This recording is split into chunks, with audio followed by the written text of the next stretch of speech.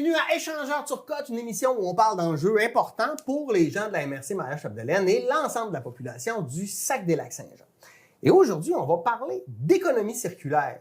Qui de mieux pour nous parler d'économie circulaire que Maude Limoges, parce qu'elle est coordonnatrice du projet Économie circulaire Saguenay-Lac-Saint-Jean. Bonjour Maude, ça va bien? Bonjour, ça va bien? Oui? Toi aussi? Oui, ça va super bien. Économie circulaire. Commençons par définir ça. C'est quoi l'économie circulaire? Parce que là, on parle d'économie. Les gens pensent, bon, échange d'argent, faire de la business, je sais pas, faire de l'argent. Mais ce serait quoi l'économie circulaire? Comment tu définis ça? Ben en fait, c'est pas complètement fou. L'économie circulaire, c'est un modèle économique. En fait, le modèle économique dans lequel on est en ce moment, c'est un modèle qu'on dit linéaire. C'est-à-dire que c'est un modèle dans lequel on va extraire des ressources, on va les transformer, les distribuer, les utiliser, puis les jeter, pour faire un portrait un peu grossier de l'économie dans laquelle on est en ce moment. Puis, en fait, c'est une économie qui n'est pas viable parce qu'on le sait depuis plusieurs années, nos ressources sont limitées. On ne peut pas extraire les ressources de façon infinie. Donc, l'économie circulaire, c'est un modèle qui vient un peu solutionner. C'est un modèle qui va faire en sorte qu'on va repenser le modèle économique, mais on va aussi utiliser les produits, les ressources plus souvent. On va optimiser l'utilisation des ressources, puis on va éviter de les envoyer à l'enfouissement, à leur fin de vie. C'est-tu un peu comme si, tu sais, je comprends le modèle linéaire, puis à la fin, on crée des déchets. On sait que c'est une problématique, là, l'enfouissement, etc. Mais comme si ce déchet-là devenait une ressource pour quelqu'un d'autre qui peut la transformer en d'autres choses? Oui, entre autres, ça, c'est une des stratégies de l'économie circulaire. Puis, il faut savoir aussi qu'à chacune des étapes du modèle linéaire dans lequel on est en ce moment, il y a du gaspillage des ressources, ça génère des GES. Puis, en fait, dans l'économie circulaire, on va essayer de venir faire des boucles à chacune des étapes. Donc, la première étape qui est assez importante, c'est la première étape en amont, c'est-à-dire avant même d'extraire la ressource. On va se poser la fameuse question, est-ce que j'en ai vraiment besoin? Pour savoir, est-ce que j'ai besoin d'extraire cette ressource-là ou est-ce qu'elle est déjà extraite à quelque part dans le système? Est-ce que je pourrais l'utiliser à quelque part? Elle existe-tu quelque part sans avoir besoin d'en extraire davantage? Exactement. Des fois, la réponse est non. Des fois, on doit extraire la ressource. Puis là, à ce moment-là, on va essayer de le faire de façon responsable. Là, moi, je vois... Oui. Là, quand on va parler de ressources, là, par exemple, là, l'aluminium, ça serait, tu sais, mettons, moi, je me jette une bière, là, je la bois, là, je recycle ma canette, là, la canette va servir à quelqu'un qui a besoin d'aluminium pour faire autre chose. C'est un peu ça? Oui. OK, fait que là, ça prend un exemple de ressources. Oui, c'est un exemple de ressources, puis en fait, c'est un exemple qui est assez circulaire parce que, ben à la base, la ressource a été extraite, là, on a extrait de la bauxite, puis là, je connais pas exactement le procédé de l'aluminium, on l'a extrait, on l'a transformé, on l'utilise, mais l'exemple de la bière est bonne parce que la canette, en fait, quand on va la porter à la consigne, la canette, comme on sait, est recyclée, donc elle est remise. C'est une boucle qu'on vient fermer, en fait, parce que l'aluminium va être recyclé, va être remise dans le système économique. Donc, ça va être retransformé peut-être en canette ou autre chose. Là. Encore une fois, je ne m'y connais pas tant que ça en recyclage de l'aluminium, mais puis on le sait, l'aluminium, c'est recyclable à l'infini. Donc, ça, c'est circulaire, en fait, parce que oui, on extrait la ressource, mais une fois qu'elle est extraite, ben on la remet dans la boucle. OK. Puis là, je te pose un exemple. Là, moi, je suis là, je réfléchis à ma ressource, puis je dis, je pourrais l'extraire, mais il y en a quelque part. T'sais. Est-ce qu'il faut aussi réfléchir à dire, bon, est-ce qu'elle est disponible? Parce que s'il faut que je fasse venir la ressource de l'autre bout du monde, est-ce que c'est pas mieux de l'extraire à nouveau? Est-ce que vous faites ce calcul-là? C'est des bonnes questions à se poser. Ouais. Parce que c'est vrai que si on peut l'avoir, entre l'avoir à côté de chez nous ou la faire venir à l'autre bout du monde, la question se pose. Parce qu'après ça, il y a toute l'histoire du transport.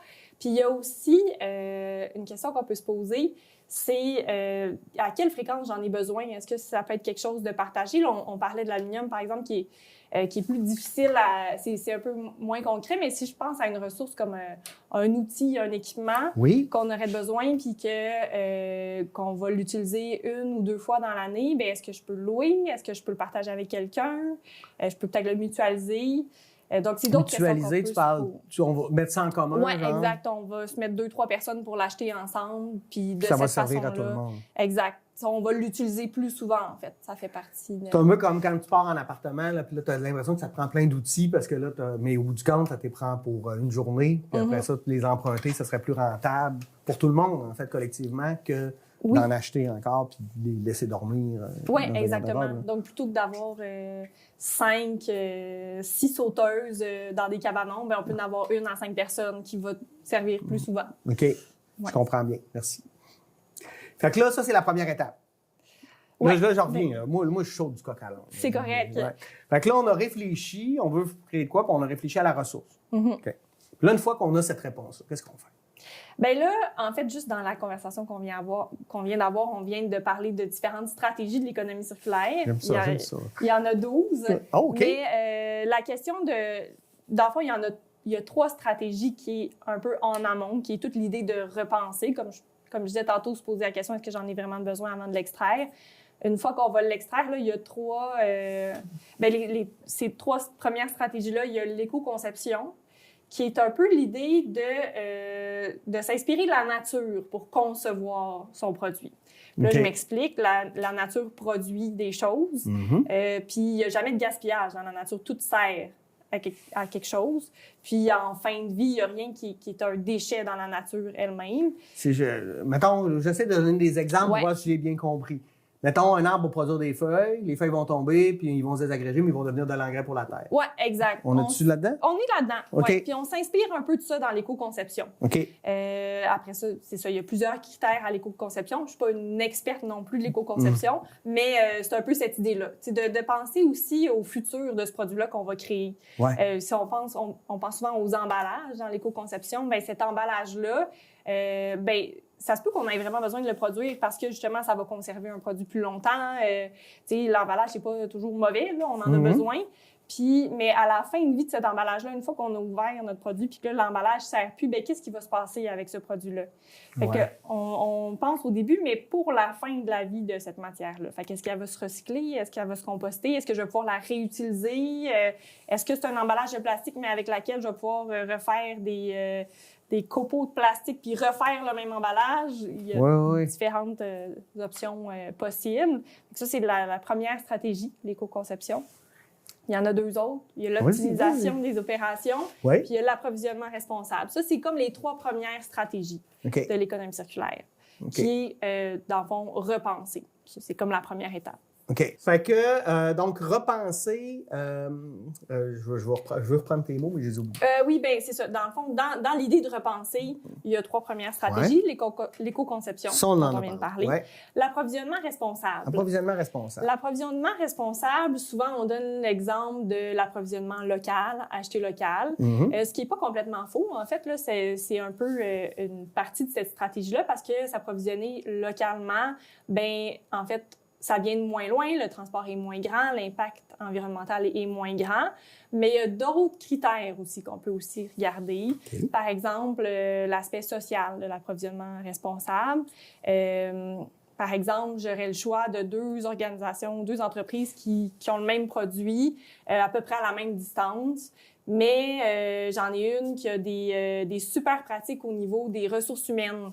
C'est un employeur exemplaire, puis les employés sont super heureux. Tu sais, ça peut peser dans la balance. Ou une entreprise qui a un super bel impact sur sa communauté. Ça peut être des critères qu'on va regarder aussi dans l'approvisionnement responsable. Donc, ça va au-delà de juste l'approvisionnement local. Oui, c'est ça. Plusieurs critères. Puis ensuite, on avait parlé de l'optimisation des opérations. Optimisation des opérations. Puis celle-là est peut-être un peu plus abstraite, c'est-à-dire qu'il y a plein de façons de le faire. On va souvent le voir au niveau manufacturier. Donc, quand on va produire quelque chose dans les opérations pour le faire, de quelle façon on peut optimiser nos opérations de façon à ce qu'il va y avoir moins de gaspillage. Par exemple, là, j'essaie de trouver un exemple concret là, qui pourrait imager tout ça. Mais ça pourrait être, je sais pas moi, une expertise d'un employé qu'on peut lui donner d'autres expertises pour qu'il soit capable de faire plus d'étapes dans la chaîne, dans la conception? Oui. Par exemple, une entreprise textile qui a un rouleau de tissu, puis là, il y a son patron. Puis là, il se rend compte que son patron fait en sorte qu'il y a beaucoup de résidus textiles, mais y a-tu moyen de... Puis là, je nomme un exemple dans un secteur d'activité que je connais pas beaucoup, mais est-ce qu'il y a une façon de replacer le patron pour faire en sorte qu'il y a moins de retailles de tissu ou c'est très, de l'utiliser d'une autre façon, c'est un très bon exemple.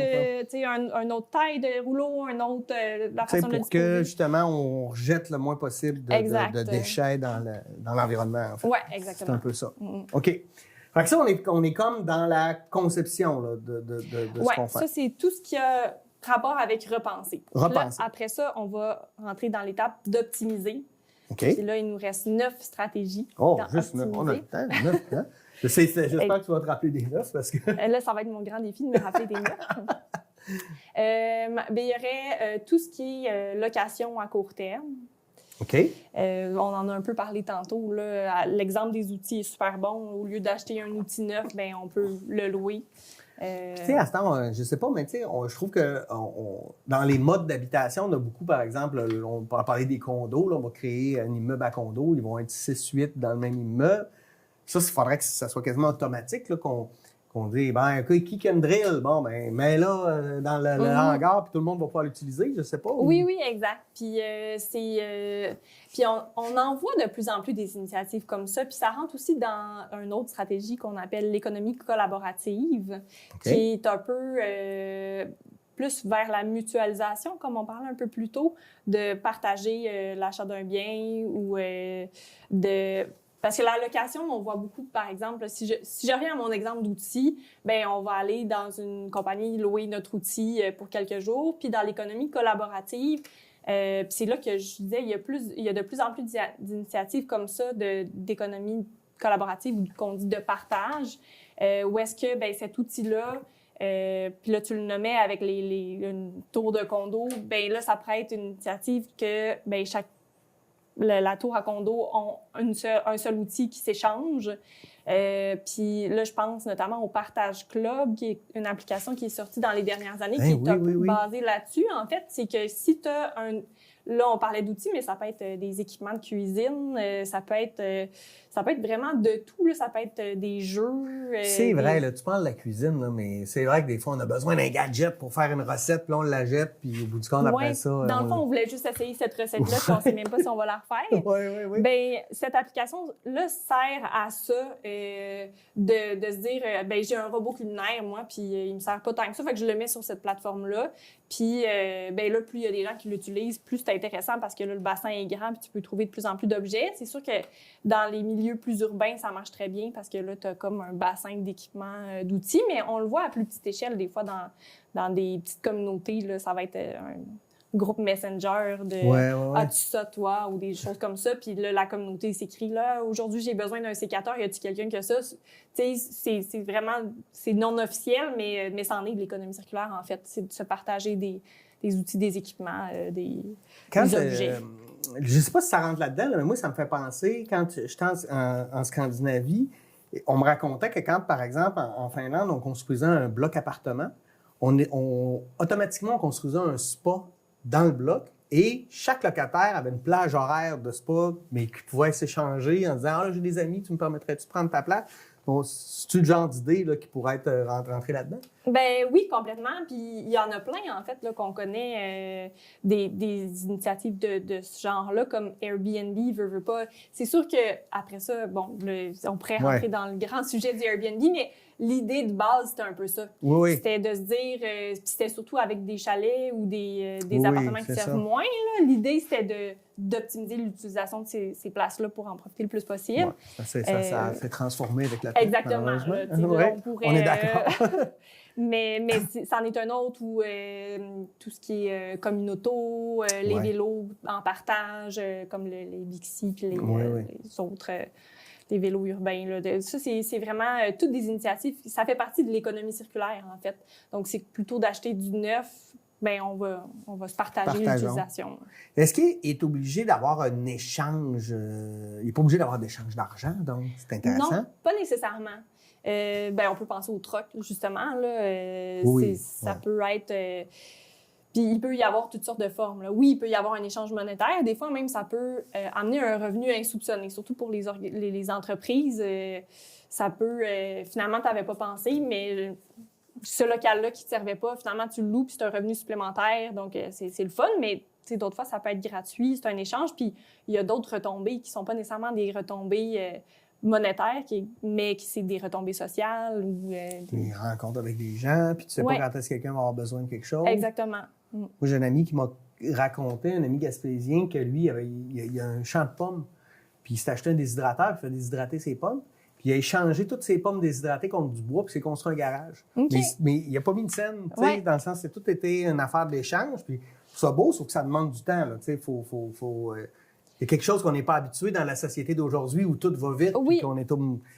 Complètement. Puis c'est de savoir aussi que ça existe. Absolument. Ben, c'est sûr que ça prend du temps parce que, en fait, c'est pas un modèle dans lequel on est habitué. Mm-hmm. Tu sais, le modèle est vraiment construit de façon linéaire, comme je le disais tantôt, puis de changer un modèle économique, ça se fait pas en claquant des doigts. Puis on a vraiment le réflexe, là. C'est facile d'aller au magasin, c'est facile d'être en ligne sur son téléphone, là, puis de trouver ce qu'on a besoin, puis de le commander. Et pourtant, je pense que chacun a déjà acheté quelque chose qui avait donc besoin, puis 3 jours après, ils font... Pourquoi j'ai acheté ça? Exactement. On a parlé de l'économie de partage collaboratif, les initiatives qu'on vient de parler. Tout ce qui est réparation. Oui. Juste de réparer plutôt que d'acheter du neuf. Mais oui, mais on sait plus faire ça. Hein? Exactement. Puis ça revient aussi à l'idée qu'il faut avoir le temps, puis il faut y penser aussi. Puis même des fois, c'est insoupçonné. Là, on ne sait pas tout ce que le cordonnier du coin de la rue peut réparer. Là. Des fois, on pense que c'est juste une paire de bottes, là, mais des fois, il peut réparer bien plus que ça. Puis il y a aussi plein de... encore une fois, là, d'autres initiatives de réparation, là, dont Réparaction, qui se promènent un peu dans la région, puis ils font des... Ils ramassent des trucs brisés. Oui, exact. Tu peux arriver avec ton grille-pain brisé, puis il y a quelqu'un qui va être là pour t'aider à le réparer. Parce qu'on ne sait plus faire ça, réparer des choses, mais tu sais, apprendre à coudre. Puis il y a quelque chose aussi dans notre espèce de modèle économique où on est beaucoup dans écoute, ça va te coûter moins cher d'en acheter un neuf. C'est ça qui arrive aussi. Hein? Non, mais on a ça, là. Moi, j'avais déjà acheté une cafetière. Écoute, je la trouvais super belle, puis j'étais content. Ça m'avait coûté, mettons, une centaine de dollars. Puis quand j'ai voulu la faire réparer, ça me coûtait 3 fois le prix pour la faire réparer. Puis là, ça t'amène à des choix aussi, parce que moi, mes ressources aussi sont limitées. Oui, exactement. Puis moi, j'ai 2 choses à dire par rapport à ça. Puis la première, c'est que ça nous ramène à la première question. Quand je disais tantôt les questions qu'on va se poser, mais ça peut faire partie des questions à se poser avant d'acheter du neuf. On oublie un peu extraire la ressource, mais acheter du neuf, ça fait partie d'extraire une ressource vierge. Puis ça peut être ça aussi la question. Le produit que je vais m'acheter, est-ce qu'il se répare? Puis est-ce qu'il se répare bien? Parce qu'il y a des choses que, justement, on peut revenir à l'exemple de la machine à café, mais il y a des centaines de modèles de machines à café. Il y en a qui se réparent mieux que d'autres. Fait que c'est pas une question qu'on a tendance à se poser de façon instinctive. T'as raison. Mais c'est quelque chose un peu à inclure là, de plus en plus dans la réflexion. Moi, j'achète ça neuf, j'y tiens, je vais payer cher. Est-ce que je vais payer cher, ça dépend ce qu'on achète, mais je vais faire un investissement, mais est-ce qu'après ça, tu sais, en fin de vie, qu'est-ce qui va se passer? Je vais-tu pouvoir le réparer? Oui, puis moi, en tout cas, dans les options comme ça, là, j'ai des exemples à te donner, que je ne sais pas si je sais pas si pas bon que ça. En fait. Ben non. Non, mais je me rappelle une fois, là, mes enfants voulaient du popcorn, puis là, j'ai fait du popcorn, une machine à popcorn, tu sais, plutôt que d'acheter des sacs que tu vas acheter. Puis là, j'arrive, puis là, je vois le prix de la machine à popcorn, je fais, il me semble que c'est dispendieux, puis là, je fais, fallait que je passe à la ressourcerie à friperie. Et puis là, on va passer là avant. Et là, je me suis trouvé une machine à popcorn. Et je me suis trouvé un gaufrier. Les deux, j'ai payé 7 $. Et je les utilise depuis. Ça va faire 15 ans que j'ai acheté ça, puis ça fonctionne encore. J'aurais payé 75-80 $ pour acheter les deux dans un magasin à cette époque-là. Fait que oui, il y a ça, les ressourceries. Oui, aussi. Oui. C'est de l'économie circulaire, les ressourceries. Les friperies, tout ça. Oui. Puis ça, il y a de l'éducation à faire quand même au niveau des vêtements. Là. Oui, les vêtements aussi, là, c'est... je connais pas les chiffres par cœur, là, mais c'est assez astronomique le nombre de vêtements qui est produit par jour. Et jeté aussi, là, je lisais un article, je pense l'été passé, qui parlait du nombre de sacs quotidiens qui sont donnés à la friperie Coderre, là, à Alma. Puis là, c'est ça, j'aurais aimé ça arriver avec les chiffres que j'ai pas aujourd'hui, mais c'est impressionnant. Là. Il y a tellement de matériel. De vêtements. Puis non, mais puis il y a quelque chose d'intéressant quand même. Là. Moi, quand j'ai connu mon épouse, elle allait me faire magasiner, elle partait avec 100 $, elle venait avec 1-2 morceaux de linge, c'était pas mal ça. Là, aujourd'hui, que j'ai découvert les friperies, Là, elle revient avec 30 $ avec un sac de poubelle de vêtements. Puis elle dit, je me suis jamais habillée avec autant de marques parce que les gens, écoute, on dirait que... Il y a des gens qui ont une conception comme si c'était d'une friperie, que c'était pas du linge de qualité, mais au contraire. Là, mais non, vraiment pas. Moi, j'ai trouvé plein de vêtements faits au Canada, là, que clairement, ça existe, que le vêtement existe, a été fait depuis vraiment longtemps, puis c'est de la grande qualité. Puis, Je me suis marié dans un habit que j'ai acheté pour 8 $ à la friperie Coderre, d'ailleurs. Non, oui, ça vaut mais c'est parce que je pense qu'on n'est pas conscient non plus des conditions de vie et d'exploitation des gens qui fabriquent nos vêtements. Oui. Je ne veux pas trop rentrer là-dedans, là, mais si vous aimez, si ça vous intéresse, là, je vous conseille une petite série qui s'appelle Sweet Shop, une série norvégienne là-dessus. C'est assez troublant quand on comprend comment que nos vêtements sont fabriqués. Ben là, c'est sur le Cambodge, mais bref. Excuse-moi. Non, c'est une belle parenthèse. Fait que, oui, donc, regardez si ça se répare facilement. Si ça se répare facilement. Ouais. Puis apprendre aussi, des fois, on est capable de faire les choses, mais on s'est juste pas fait montrer comment le faire. Puis des fois, c'est pas si compliqué. Puis maintenant, YouTube, c'est tout. Je m'en sers souvent. Oui. Pour réparer des choses, là, moi, je m'en sers souvent pour faire de l'entretien puis de la réparation de matériel que j'aurais pas pensé pouvoir entretenir ou réparer moi-même. Après ça, j'ai une certaine limite là, de mes travaux manuels, mais c'est impressionnant. Là, on trouve de tout. Oui, mais souvent, on parlait aussi tantôt un peu de la société dans laquelle on vit, où tout, il faut que ça fasse vite, puis que là, on n'a plus de temps pour rien, mais c'est un beau défi de prendre le temps, en fait. Là. Oui. Juste de le montrer aux enfants. Moi, j'ai changé un luminaire en fin de semaine, j'ai plein d'histoires. Puis, j'ai mon grand de 17 ans, j'ai dit, hey, viens m'aider pour lui montrer comment ça se change, tu sais, comme du filage électrique. Puis, ça s'apprend quand tu parlais. Il faut juste te le faire montrer. Tu peux pas le savoir si personne ne te l'a montré. Oui, exact. Puis ça, y a-tu des ressources où on peut, des gens qui peuvent nous montrer? Ah oui, tu parlais tantôt là, de réparation. Oui, bien, dans la région, c'est celui que je connais, je pense, qui est la meilleure ressource, parce que je connais pas tout non plus. Il existe peut-être autre chose, mais parce qu'il y a souvent, il y a toujours quelqu'un qui est là pour aider. Mais souvent, tu vas y aller, tu vas le faire toi-même, mais tu sais que si jamais tu arrives à une certaine limite, il y a quelqu'un qui va t'aider pour le faire. Oui, c'est ça. C'est toi qui le fais, mais t'es coaché. Oui, exact. OK. J'aime ça. On revient à nos étapes? On revient à nos étapes. Où est-ce qu'on était rendu? On a parlé de la réparation. Oui. Tout ce qui est dons et revente aussi. Oui. Fait que là, je pense Marketplace, des trucs comme ça. eBay. Bon, nommez-les, là, il y en a plein. Les petites annonces. Exact. On parlait de friperie. Ça en fait partie. Oui. Puis ça, ceux qui doutent encore de ça, là, allez faire un tour, vous allez être surpris. Moi, en tout cas, j'en connais beaucoup de gens qui doutent ou qui ont des impressions ou des appréhensions face à ça. Là. Mais c'est génial, en fait. Oui, puis il y a toute une communauté aussi là, autour des friperies puis des sous-sols de l'église. Là. Moi, j'ai beaucoup de plaisir là, à faire ça, autant pour de faire des trouvailles, là, des morceaux de vêtements que tu trouves nulle part ailleurs, mais aussi pour l'ambiance. Là, c'est souvent des bénévoles qui sont là, puis jasent entre eux autres. Puis l'ambiance est le fun, là, moi, en tout cas, personnellement, j'aime bien ça. Absolument. Puis quand on parlait de Coderre aussi, là, il y a une mission sociale, où on fait de la réinsertion de gens pour le travail. Fait que tu viens aussi donner une plus-value à ta communauté. Là. Tu fais pas rien qu'acheter quelque chose dont tu as besoin. Oui, exactement. C'est un bon point. Oui. OK. Fait que ça, on en a parlé. Après ça, on est où? Après ça, on a... là, j'ai une autre stratégie là, qui est un peu moins connue. Parfait, j'aime ça. Qui est l'économie de fonctionnalité. Oh, là, à date, j'ai jamais entendu ça. Oui. Puis l'économie de fonctionnalité, ça commence à prendre de plus en plus d'ampleur.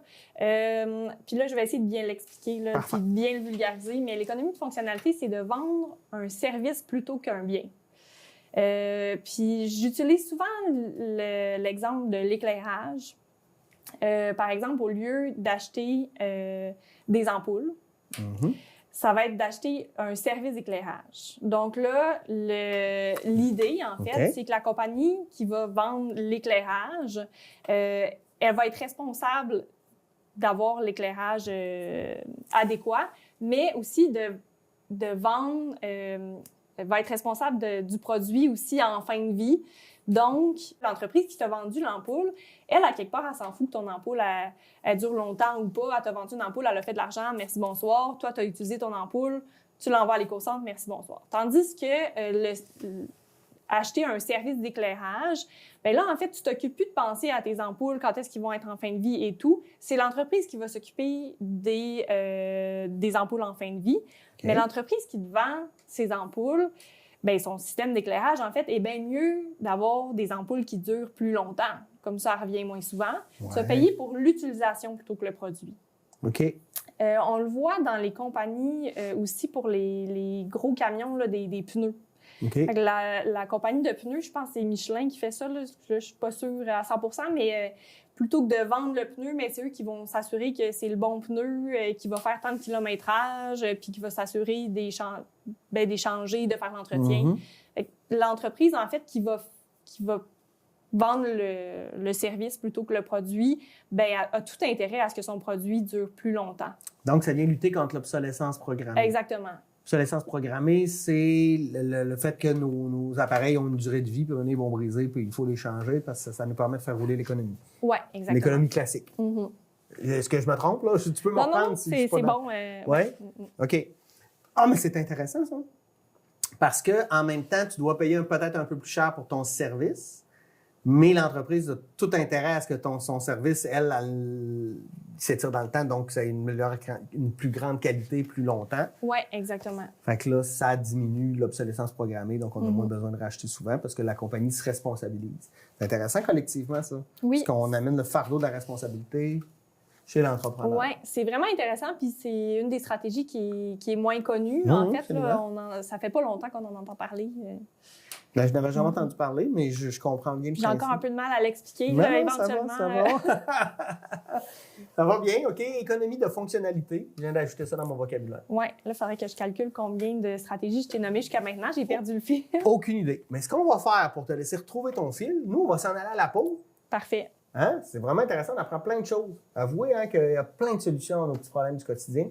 Puis pour économiser aussi, là, pour chacun de nous. On revient dans quelques minutes. La télévision communautaire autonome parle des enjeux locaux, donne une voix aux citoyens et citoyennes, en plus de faire rayonner les talents d'ici. Accessible à tous, elle appartient à la communauté et donc à vous. J'ose ma télé communautaire, mon média de proximité.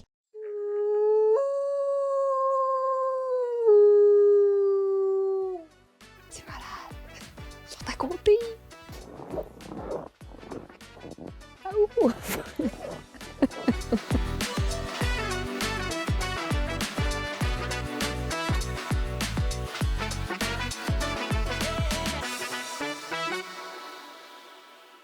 Aujourd'hui, on est au parc Mahican, qui est aussi Aventurade. On vient visiter cette belle entreprise qui est située à Girardville.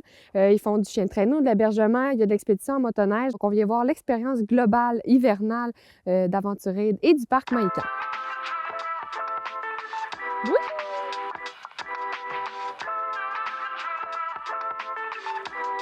C'est magnifique, totalement magnifique. Imagine un petit bébé. Oh, ça va trop être cute.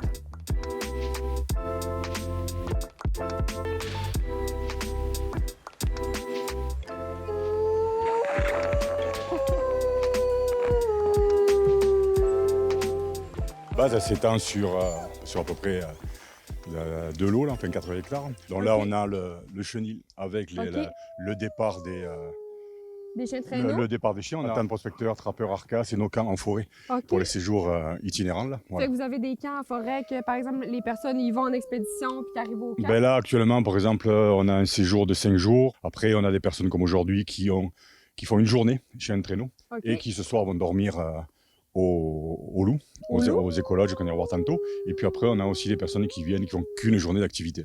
Ou chien, ou motoneige. Ou l'activité coureur des bois, donc une activité avec les loups. Ça fait combien de temps que vous êtes en opération? Depuis 94. Depuis 94? Oui, ça fait déjà un petit moment. En fait, on a 30 ans cette année. Wow! Là, c'est la partie, on a la pièce des chiens, là où il y a tout le matériel pour les traîneaux, les harnais, tout comme ça. Ça, c'est la pièce motoneige.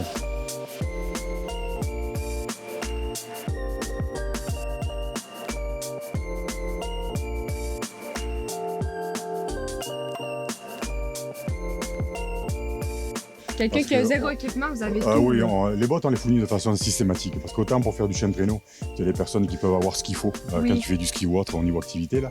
Mais les bottes, c'est rare que ce soit suffisant. On ne promène pas les gens dans le traîneau. Là. Il y a les personnes où ils conduisent un traîneau tout seul ou à deux et ils alternent. Alors c'est sûr qu'il y a un nombre impair avec quelqu'un pour monter avec le guide. Puis vous, votre passion de faire ça, de créer ça, c'est venu d'où? De se dire, bon, ben je commence à faire ça? En fait, je fais des activités de plein air depuis très longtemps. Et puis après, j'ai des chiens depuis plus longtemps que ceux qu'on a guidés. Et donc, au début, on avait des chiens et on faisait du traîneau pour nous. Puis après, comme je faisais du kayak et du canot pour moi, et à un moment donné, on a décidé de partager. Mais vous, nouvelle truc, avec son mariage, ça marche aussi.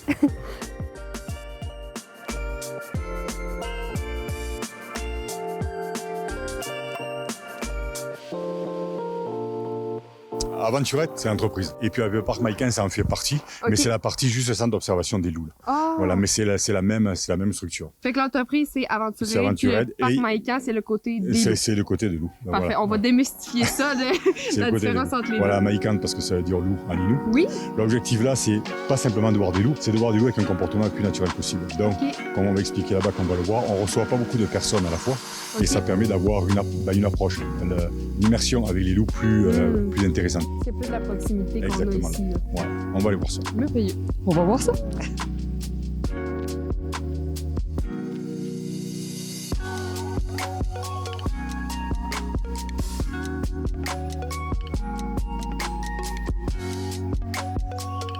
Et donc là, ici, on est dans le parc. Comme on disait, l'objectif du parc, c'est ça.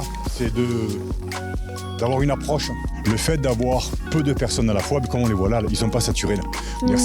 Et même quand il y a les personnes qui viennent passer des nuits, comme on va le voir tout à l'heure, ils ont tendance à s'approcher et puis à venir davantage pour les personnes.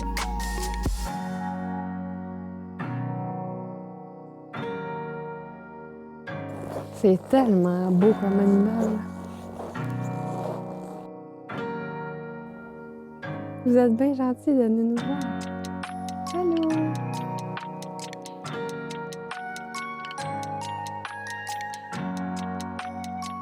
Sur la colline là-bas. Ah! C'est incroyable. C'est ça. L'objectif au niveau des constructions ou autres, ça a été fait en priorité pour les loups. Parce que vous mettez tellement l'emphase sur l'authenticité puis le milieu de vie des loups que ça transparaît. Le parc à lui-même, si on s'était qu'avec les visites, il ne s'autofinancerait pas là. Si on n'avait pas les activités à côté, donc là, on est capable de faire ça. C'est-à-dire, c'est quelqu'un qui voudra avoir le même parc en ayant peu de visiteurs comme on a. S'il n'y a pas les activités à côté qui permettent, c'est pas possible. C'est pas possible. C'est pas possible. Ah, il se promène, hein? Tu le vois qu'on... oui, non, c'est... Yeah.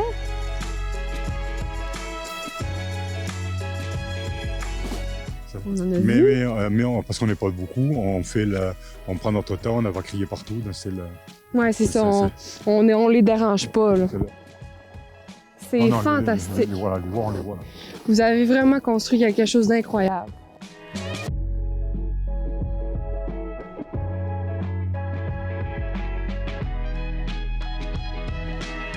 Merci tellement d'avoir pris le temps de faire une grande visite comme ça avec nous. C'était incroyable.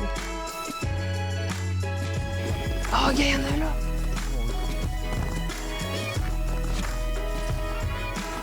J'ai la chance de pouvoir finir ce beau Vox Pop entouré de loups. Je parle pas fort parce que justement, il faut faire attention. On a vécu une expérience vraiment incroyable. Ça a été tellement intéressant.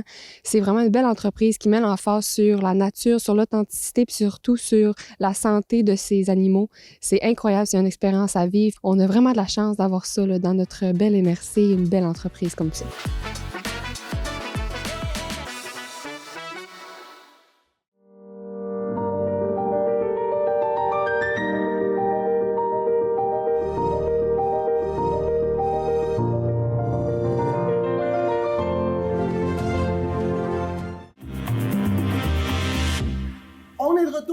Je vous rappelle qu'on parle d'économie circulaire avec Maude Limoges, qui est coordonnatrice du projet Économie circulaire Saguenay-Lac-Saint-Jean.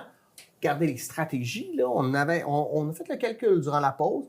On a fait 8, il nous en reste 4. On vient avec ça. Puis après ça, on va parler du projet. C'est quoi ce projet-là d'économie circulaire au Saguenay-Lac-Saint-Jean? Donc, là, on les a notés. Recyclage. Recyclage, ça, on connaît ça. D'ailleurs, à 80% du temps, quand tu parles à quelqu'un d'environnement, il dit « Oh, moi, je suis pour ça, l'environnement, je recycle. » Ben oui, c'est ça. Ben, le recyclage, je pense qu'on n'a pas besoin là, de s'étendre sur le sujet. On sait tous c'est quoi du recyclage. En fait, c'est quand on le met dans le bac bleu, en fait, normalement, ça revient dans l'économie. On va recycler le produit, donc il va être retransformé puis remis. Ça va être une ressource qui va être retransformée. Ouais. Mais quand même, moi, je tiens à ce qu'on en parle parce que est-ce qu'on recycle bien? Parce que des fois, on entend de dire « Ah, ce qu'on envoie, là, c'est pas... » Tu sais, personnellement, là, j'ai l'impression que des fois, on aura encore besoin d'éducation pour bien trier nos affaires, bien nettoyer, pour être sûr que ça soit bien recyclé. Oui, puis en fait, je dirais que même moi, des fois, je veux dire, même moi, comme si j'étais... mais je veux dire, même moi qui travaille là-dedans, je trouve ça difficile des fois de me savoir, retrouver. oui. Parce que oui, là, on a le ruban de Mobius, là, les petites flèches là, du recyclage qui peuvent nous aider. Des fois, on n'est plus sûr. Des fois, sont-ils là, sont pas là. Je peux-tu mettre ça dans le bac bleu? Je peux pas. Là, en plus, maintenant, depuis janvier, là, on peut mettre tous les emballages dans le bac bleu. Ça devient mêlant, mais moi, je me sers d'une super application qui s'appelle Ça va où? Ça va où? Oui. Ça va où? Notez ça. Oui, puis moi, je l'utilise super souvent, puis ça m'arrive des fois des amis qui se fient sur moi pour que je leur dise « ça va où? » Ben, je vais regarder sur l'application des fois parce que je le sais pas. Oui, puis des fois, ça peut même aller dans le compost, là. J'ai appris des affaires. Oui, puis même par rapport au compost, il y a des choses selon, par exemple, au Lac-Saint-Jean, c'est avec la RMR, du côté du Fjord, c'est avec la MRC, dans d'autres régions, c'est d'autres instances qui vont s'occuper de la gestion des matières résiduelles. Puis ça peut être différent d'un endroit à l'autre, ce qu'ils prennent dans le bac bleu, dans le bac brun. Ah, OK. Et surtout dans le bac brun. Fait que ce qui est intéressant avec l'application Ça va où, c'est qu'on va mettre notre code postal puis que ça va être vraiment... la réglementation locale. Exactement. OK. Fait qu'on va savoir vraiment mon produit. Là, en ce moment, ici, à Dolbeau, je le mets où? Bien là, ça va te dire où le mettre. Wow. Ça va te dire aussi si tu peux aller le porter à la ressourcerie ou si ça va carrément dans la poubelle. Des fois, on ne le sait pas, là, mais il y a beaucoup d'affaires qu'on peut amener aussi là, à l'éco-centre. Là. Oui, exactement. Ouais. Ça, c'est un éco-centre. Tu connais-tu un peu l'éco-centre? Non, mais c'est parce que dans d'autres provinces, à l'éco-centre, tu peux aller porter les choses, mais tu peux aussi aller chercher les choses. Ça devient très intéressant. Oui. Moi, je me rappelle au territoire du Nord-Ouest, quand j'étais là-bas, les gens, ils classaient les pots de peinture par couleur. Puis tu peux aller te chercher de la peinture. Puis, puis je trouvais que c'était une belle manière de faire tourner, en fait, des déchets. Oui, bien, à ma connaissance, on ne peut pas faire ça au Québec. Non, c'est ça. Puis à ma connaissance, nulle part au Québec, mais là, peut-être que je me trompe. Mais, par exemple, il y a dans les écocentres, de plus en plus dans la région, il y a des tentes du réemploi. OK. Puis ça s'en va soit dans les quincailleries Réemploi Plus, OK. des fois ça va chez Coder. Oui, OK. Fait qu'il y a des tentes pour ça là, qui vont être remis en circulation pour le réemploi, justement. OK. Bon, parfait. Super, j'aime ça. Après ça, reconditionnement. Oui, reconditionnement, c'est un peu... quand on parlait de réparation tantôt, là, reconditionnement, ça va être plus au niveau des appareils électroniques, par exemple. OK. Un vieux téléphone, par exemple. Oui, exact. Il peut être reconditionné. Des fois, on le voit, là, il y a certaines compagnies de téléphones, tu peux acheter des téléphones reconditionnés plutôt qu'un neuf. Là, ça fait partie de... Les jeux vidéo aussi. Des jeux vidéo. Non, mais en tout cas, là, je te donne des exemples. Ben oui, probablement. Puis les ordinateurs aussi. Oui.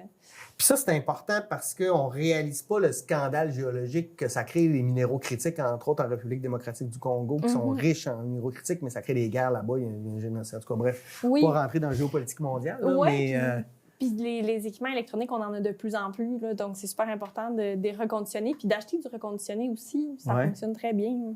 Oui, absolument. Puis on n'a pas besoin de changer notre téléphone au 6 mois. Non. Le nouveau modèle vient de sortir. Oui, OK, reconditionnement, on comprend bien. Valorisation.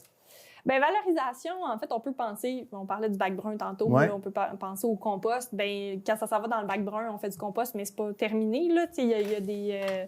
en fait, ça va être transformé... la matière organique va être transformée en compost qu'on peut utiliser en agriculture, notamment. Oui. On peut penser sinon à la biométhanisation. Puis là, j'ai l'impression de souvent dire ça. Là. Je ne suis pas une experte non plus. Je ne suis pas une experte des 12 stratégies. Moi, je suis plutôt généraliste. Oui, c'est parfait. Mais la biométhanisation, en fait, c'est que la matière organique va générer du gaz. Puis le gaz va être utilisé comme énergie, en fait, pour chauffer, par exemple. Oui, c'est intéressant. Puis même, en tout cas, ceux qui veulent l'essayer, là, qui ont des jardins ou tout ça, là, moi, souvent, on avait 2 composts. On avait le compost... pour chez nous, parce qu'on l'utilisait pour nos jardins, le terrain, etc. Puis le tout ce qu'on ne pouvait pas mettre dans... En tout cas, qui était plus compliqué à gérer pour nous, pour le compost personnel, on le mettait dans un bac pour le compost, je dirais industriel, mais le compost global, là, qui va à RNR et tout ça. Oui. Fait que ça peut peut-être être une manière de faire. Donc, oui, ça, c'est intéressant. Puis, ça commence... Ben, ça fait pas si longtemps qu'on le fait, mais on voit que c'est... En tout cas, moi, je trouve ça beau, je trouve ça simple. Puis on a tellement d'agriculteurs, des affaires qu'on peut revaloriser ce compost-là assez facilement. Même, je sais qu'à la RMR puis à la MSU aussi, là, en fait, partout dans la région, on peut aller chercher du compost une fois par année. Là. Il y a du compost disponible pour ceux qui jardinent. C'est intéressant. Ben oui, mais c'est intéressant. En plus, ça vient de nos déchets. C'est fantastique. Là. Je voyais un reportage de la ville de San Francisco. Toute la vallée des vins, la vallée Sonoma, tout ça, c'est toute la ville de San Francisco. C'est leur déchet de table qui va nourrir. Puis les agriculteurs ont diminué leur facture de 20 % au niveau des engrais. Là. Wow! Oui, il y a des économies aussi à faire. Ben oui, OK. La dernière chose, je me l'ai gardée pour la fin parce que j'ai aucune idée c'est quoi, de l'écologie industrielle. Bien, c'est parfait que tu l'aies gardé pour la fin parce que ça fait un bon lien avec le projet. Ah, OK, super, j'aime ça. L'écologie industrielle, en fait, là, on va souvent utiliser la phrase « les résidus des uns deviennent l'extrant des autres ». Ouais. Je m'explique. Un des exemples qu'on nomme souvent, en fait, là, c'est la serre à Saint-Félicien qui est chauffée avec l'usine... Oui, avec l'usine de cogénération. J'ai Donahue dans la tête, mais là, ça s'appelle plus le côté résolu. Oui, c'est ça. Fait que dans le fond, d'utiliser de la chaleur qui sort d'une usine pour chauffer une serre, par exemple, ça peut être de l'écologie industrielle, mais ça peut être aussi des résidus ou des sous-produits d'une usine ou d'une manufacture. On nomme souvent l'exemple des microbrasseries. Okay. En microbrasserie, quand on fabrique de la bière, c'est fait avec des céréales, puis il y a un résidu quand on produit de la bière qui s'appelle de la drèche, qui est un résidu de céréales. Okay. Puis ce résidu-là, il est souvent réutilisé par des agriculteurs pour nourrir le bétail ou il est des fois utilisé dans l'agroalimentaire, en fait, pour faire des produits alimentaires. En fait, ça peut être de la pâte à pizza avec de la drèche, des craquelins avec de la drèche.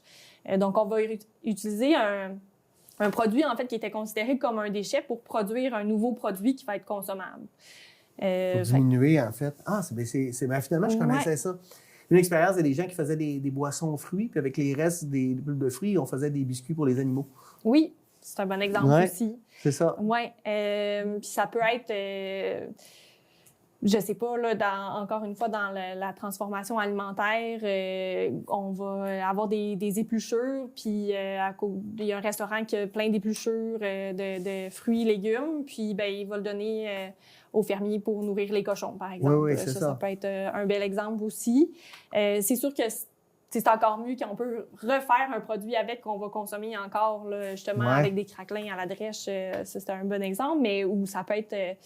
tantôt, on parlait de retail de tissu. Bien, des retails de tissu peuvent être réutilisés par une autre entreprise textile qui va fabriquer des sacs, des vêtements à partir de résidus textiles. Ouais. Fait que plutôt que ça devienne un déchet, bien, en fait, on va s'en servir pour fabriquer d'autres choses. Ben oui. C'est ça, quand on parle de la circularité, là, c'est là, ça devient vraiment intéressant. Donc, on comprend très bien que si mon déchet devient ta matière première, là, tout le monde est gagnant là, parce qu'il se perd plus rien. Là, Oui, exactement. Puis même si je pense à l'industrie du bois, par exemple, des fois, on va avoir de la sciure de bois. Puis là, ben, pour une entreprise, c'est un déchet, il faut qu'ils trouvent une façon de s'en débarrasser. Mais de la sciure de bois, il y a plein de gens qui en cherchent, en fait, finalement, là, on se rend compte. Il y a des maillages qui peuvent être faits, des échanges. Ça peut être vendu, mais ça peut être donné. Toutes les formules sont bonnes, en fait. OK. Le projet, maintenant, toi, t'es coordonnatrice du projet Économie circulaire Saguenay-Lac-Saint-Jean. Oui, exactement. Bon. C'est quoi? Là, maintenant qu'on a vu tout ça, on a très bien compris l'économie circulaire. Ça fait 40 minutes qu'on en parle. C'est très clair. Là, on a plein de... Il y a tout le monde qui nous écoute, là, vous n'avez plus de raison. Là, on vous a donné plein de stratégies pour faire les choses différemment. Maintenant, c'est quoi le projet Économie circulaire Saguenay-Lac-Saint-Jean? Le projet Économie circulaire Saguenay-Lac-Saint-Jean, c'est un projet avec différents partenaires. Ouais. Moi, je travaille pour le Centre québécois de développement durable, le CQDD. Puis, on a 3 partenaires dans le projet. La SADC du Haut-Saguenay, Alliage 02, qui est plus dans les parcs industriels. Puis, il y a Coder. Ah oui, OK. Donc, on est 4 partenaires. Puis, on couvre tous les secteurs d'activité. Puis, on couvre tout le territoire de Saguenay-Lac-Saint-Jean. C'est pour les organisations, donc que ce soit des entreprises, des institutions, des OBNL. C'est moins pour les particuliers. C'est moins pour les particuliers. C'est vraiment pour les organisations. Puis l'objectif du projet, c'est de mailler les organisations entre elles pour qu'elles s'échangent des ressources et des matières. Donc, on parlait de l'écologie industrielle, on est un peu là-dedans, en fait. C'est un Tinder de matériel. Exactement. On aime ça, justement, dire qu'on est les cupidons des entreprises. En fait, on va documenter les besoins, les enjeux des organisations, documenter ce qu'on appelle leurs sous-produits, leurs résidus, les ressources, les matières avec lesquelles ils ne savent pas quoi faire avec. Puis nous, on va essayer de trouver des repreneurs. Ou, tantôt, on parlait des équipements, justement, qui sont sous-utilisés. Ouais. Bien, on peut documenter ça aussi. Par exemple, une remorque qui serait dans un garage 360 jours sur 365. Oui. Il y en a pas mal des remorques comme ça. Puis, c'est ça, de trouver, d'essayer d'optimiser leur utilisation. Fait que là, dans le fond, nous, on essaye de contacter le plus d'organisations possible. On va documenter là, des offres et demandes, par exemple. Offre une remorque tant de jours par année ou je recherche de la sciure de bois. Puis là, nous, on documente tout ça, puis on essaye de faire des matchs. OK. Puis après ça, une fois quand on fait des matchs comme ça, là, on essaye de calculer les impacts. Fait qu'on calcule la quantité de matière qui est détournée de l'enfouissement, les quantités de GES évitées, s'il y a des retombées. Des fois, il y a des retombées sociales, en fait. Ça crée un nouveau lien d'affaires. C'est tout documenté. Ça fait du réseautage environnemental, oui, c'est génial. Exactement. Mm-hmm. Puis ça crée des liens, en fait, avec des organisations qui n'auraient pas nécessairement pensé faire affaire ensemble parce que, justement, ils ne sont pas dans un même secteur d'activité. Nous, souvent, ce qu'on va faire, c'est qu'on va faire des événements qu'on appelle des ateliers de maillage en économie circulaire. Puis, il peut y avoir une thématique. Ça peut être orienté sur un secteur d'activité, mais des fois, c'est tout secteur d'activité confondu. À la fin janvier, on en a fait un, justement, dans le secteur de Maria-Chapdelaine, puis toutes les organisations étaient invitées. Ça pouvait être une entreprise en transformation alimentaire qui se maillait avec une entreprise industrielle dans l'aluminium. Là, des fois, on ne sait jamais ce que ça peut donner comme maillage. Oui. Fait que là, vous, est-ce que vous approchez ou c'est les entreprises qui vous approchent ou vous approchez les entreprises? Il y a un peu des deux. OK. En fait, les entreprises peuvent nous contacter n'importe quand. Nous, c'est un service d'accompagnement qui est gratuit en tout temps. Donc, si quelqu'un nous approche, ben nous, on va répondre là, à leurs besoins. Ça peut être ponctuel. Puis même des fois, ça peut être plusieurs fois par année. Là, ils repensent à des affaires, une nouvelle affaire, ils peuvent nous recontacter en tout temps. Puis nous, quand on fait de la sollicitation, là, quand on va aller chercher les organisations directement, c'est quand on va organiser des ateliers, des activités dans leur secteur. Bien là, on va les contacter pour leur dire qu'on fait une activité puis on les invite à l'activité. Okay. Là, je suis en train de nous écouter, je suis un entrepreneur, moi j'ai ça, puis là je fais, mon Dieu, j'en ai-tu des déchets ou là, enfin, oui, c'est sûr, comment ça fonctionne? On vous appelle? Ouais. Là, vous allez dans l'entreprise, puis vous regardez leur fonctionnement, vous analysez tout ça? Bien, on a différentes façons de faire. On peut aller dans l'entreprise des fois quand c'est un produit qui est peut-être plus particulier, il faudrait qu'on prenne des photos ou qu'on voit vraiment là, de quoi ça a l'air. Ou si l'entrepreneur voudrait qu'on vienne voir leurs opérations puis voir où est-ce qu'ils pourraient exactement à quelle étape il y aurait du gaspillage ou des ressources qu'ils n'auraient pas pensé. On peut faire des visites en entreprise, mais ça peut aussi être juste un coup de téléphone ou en visio parce que si c'est une matière, c'est pas long. Ils ont, vous connaissez vos matières. Oui, on connaît quand même assez bien les matières. Puis, fait que c'est ça, dans le fond, on peut se parler par visio, par téléphone aussi. La personne, elle nous dit ce qu'elle a comme produit ou ce qu'elle recherche aussi. Là. Des fois, c'est quelqu'un qui cherche une ressource en particulier. Puis nous, quand je dis qu'on la documente, en fait, c'est parce qu'on a une espèce de gros inventaire là, dans lequel on rentre ça. Puis c'est de cette façon-là qu'on peut faire des matchs. Un catalogue un peu. Oui, c'est une espèce de catalogue.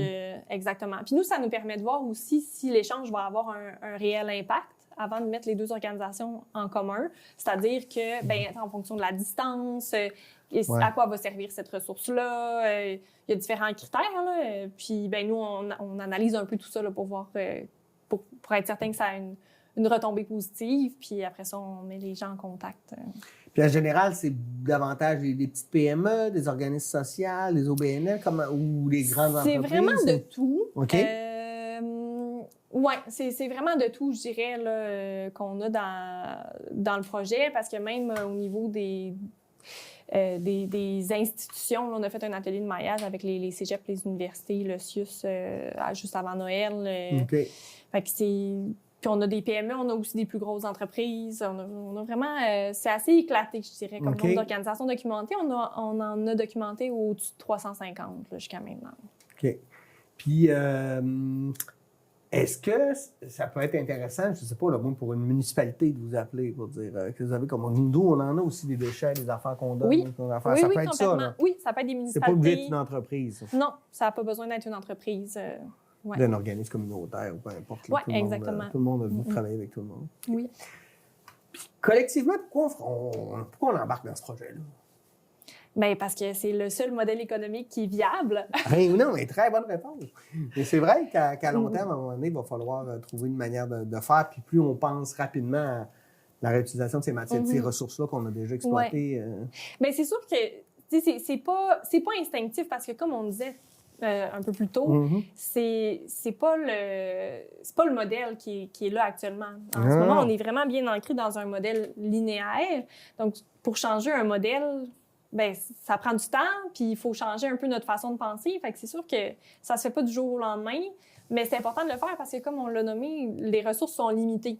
Donc, en fait, même si on voulait continuer comme ça, il y a une limite de temps là, à ce qu'on...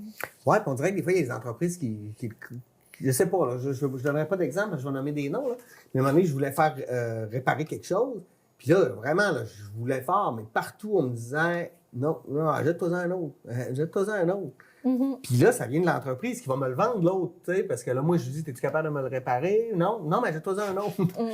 Là, des fois, ça vient malaisant, là. Est-ce qu'on ne pourrait pas passer une loi pour obliger les compagnies à être capables de je sais pas. Je sais qu'en Europe, il y a des lois contre l'obsolescence programmée. Là. Oui, exactement. Mais je pense que ça s'en vient aussi, ça. Il me semble qu'il y a des lois qui s'en viennent par rapport à ça. Parce que c'est frustrant, là. Dans le temps, un réfrigérateur, ça durait 30 ans aujourd'hui. Si tu fais 10 ans, t'applaudis. Ben oui, mais c'est important aussi de le demander aux entreprises puis en tant que consommateur aussi, ben, c'est facile à dire, en tant que consommateur, il faut l'exiger, mais plus on va l'exiger, en fait, plus ça va se passer d'exiger que le produit qu'on achète, il soit réparable, puis de savoir aussi qu'est-ce qui va se passer en fin de vie avec cet objet-là. Ça se demande, ça? Ça se demande. Après ça, y a-t-il une réponse? Pas tout le temps. Mais plus on va le demander, j'imagine que plus il va y avoir une réponse. Oui. Puis avez-vous, tu sais, tu me parlais de toutes les stratégies, là. Tu sais, il y a des trucs intéressants, là, on parlait des trucs de partage, etc. Y a-t-il un endroit où on peut...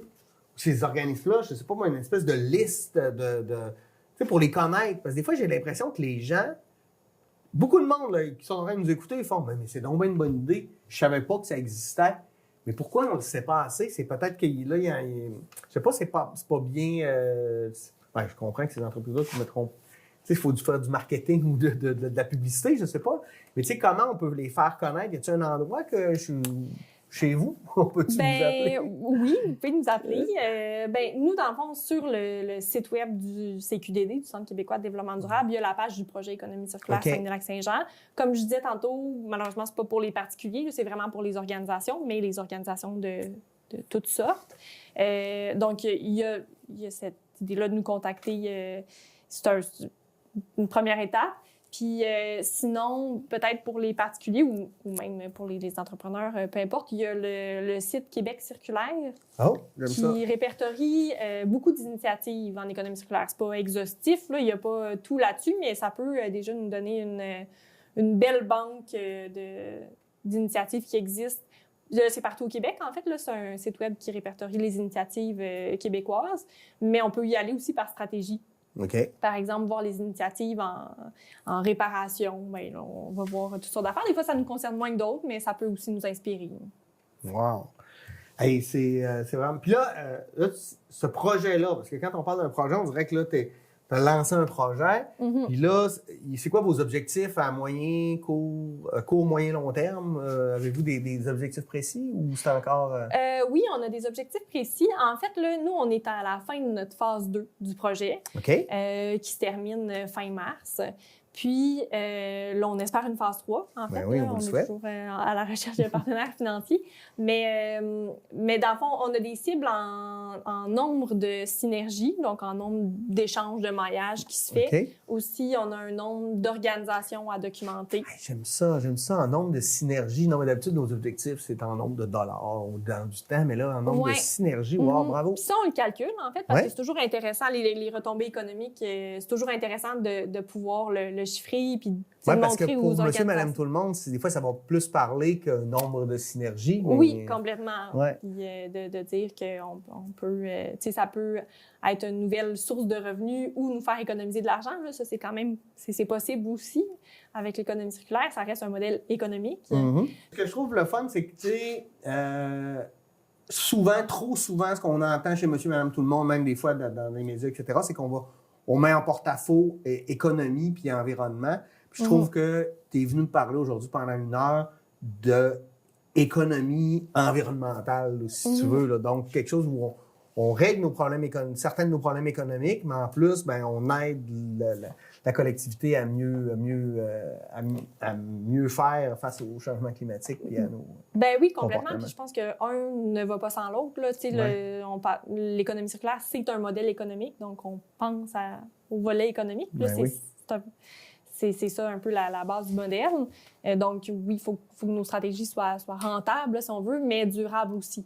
Puis là, je ne rentrerai pas non plus dans le développement durable, mais tu sais, le développement durable, on pense toujours à l'environnement, mais c'est pas juste l'environnement. Il y a l'aspect économique, l'aspect social aussi. Puis là, on a ajouté aussi d'autres aspects. Là, je sais que la chaire en éco-conseil à exact. l'UQAC Mais c'est de ne pas se séparer tout ça, en fait, ça va ensemble. Ouais, ça va.